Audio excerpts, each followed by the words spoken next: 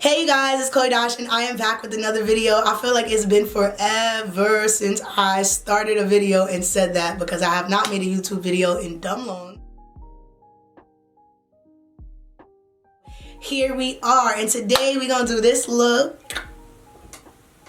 I'm not gonna lie, I kind of finessed this look. Like, I really did. Let's be real. I finessed it. I definitely thought I was gonna look like Mekhi Phifer in 8 Mile. But no, I'm so excited because I could do all the styles I wanted to do. I'm hoping that this is the easiest faux loc video that you will find on YouTube. Go home and you try this and it works for you. Please comment, please like this video, share it, subscribe, tell your friends to tell their friends to tell their friends, and let's get started. If you would like to see how I got this look, just keep watching. Alright, so the first thing I went ahead and did was start unbraiding my hair. These are some old ass braids that I had underneath my wig for a little while that I kept moisturized. So this is what it looked like when I unbraided it. And my hair has been growing really nicely. But there's still certain parts of my hair that I feel like are thin and I need to work on, like around the edges. So I've been using this coconut oil deep conditioning moisturizer from Dax, and I don't know, for some reason my hair really likes it, so I'm just gonna continue using it.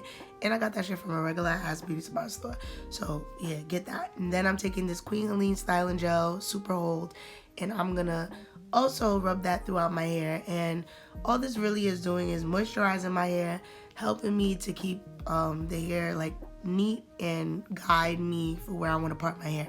So I know I'm doing a middle part, so I started there and then I just cut that up into like 4. It does not need to be fancy.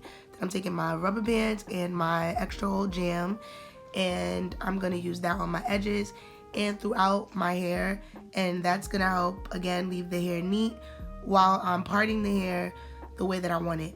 The parting part, honestly y'all, it really do not matter. You do not have to do the most for this part because I think the messier that you do it, the better the hair looks. So I just kind of use my middle part as a guide, and then I just did little like squares all throughout the hair in each of the 4 sections that I made, and it was like 9 in each section or so. You can do them smaller if you want, but I just kind of wanted it to be like medium. Also, I was being wild lazy. I did not want to be here all day, and this look only took me about like 3 hours. This part, you don't have to twist the hair after you section it off. I'm just doing the twist because when I take the dreads out, I'm going to use my hair to do like a high bun. And so when I moisturize my twist this way, it comes out with a really nice curl pattern. But you could do whatever. You could leave it out. Alright, so now that I got some of my twists together, I'm going to take one. Hopefully this works, y'all, because I'm really just winging it. So at the top of the lock, you're just going to open it up to where your thumb could get through it. Then you're going to, with the hook open, this is what it looks like when it's open. This is what it looks like when it's closed. The hook is up when it's closed. Again, with the open hook, I'm going to go through the first one at the top. Let me zoom in. I'm going to take the hook, pull it through my twist and where the rubber band is. Then I'm going to take my lock, get it on the hook, close the hook because you want to secure the lock, and then bring it through the braid. That same part that you opened up and your thumb was in, you're going to grab the lock and basically just knot it up into your twist and make it tight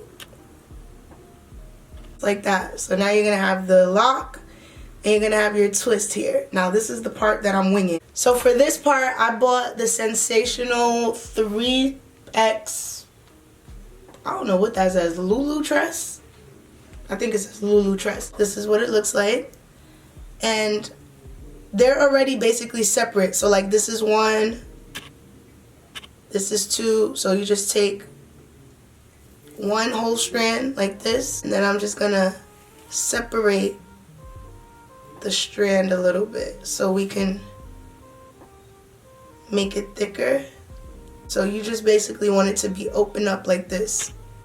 So now we're gonna take our crochet needle again. We're gonna go right back through that same twist, and that now has the lock on it.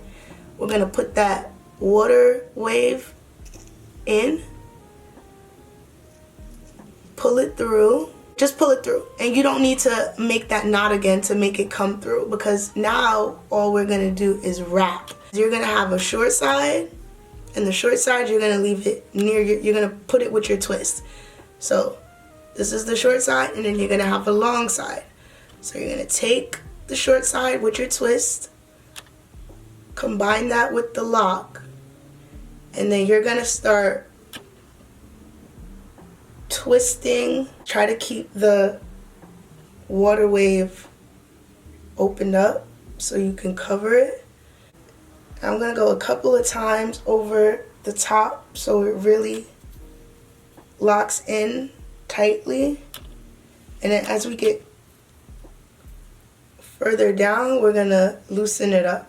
And oh, it's working, y'all. Oh my God.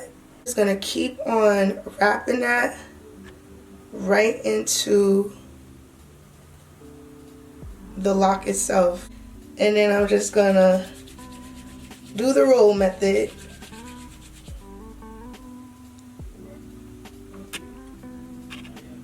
Y'all, it worked, bitch. All right, so basically I just continued that method throughout the front of my hair, and to expedite the time I just crocheted the faux loc to each of the twists first, and then you're gonna see me go back with the water wave, and that's when I start wrapping them, just because it was easier than focusing all of it on one twist at a time.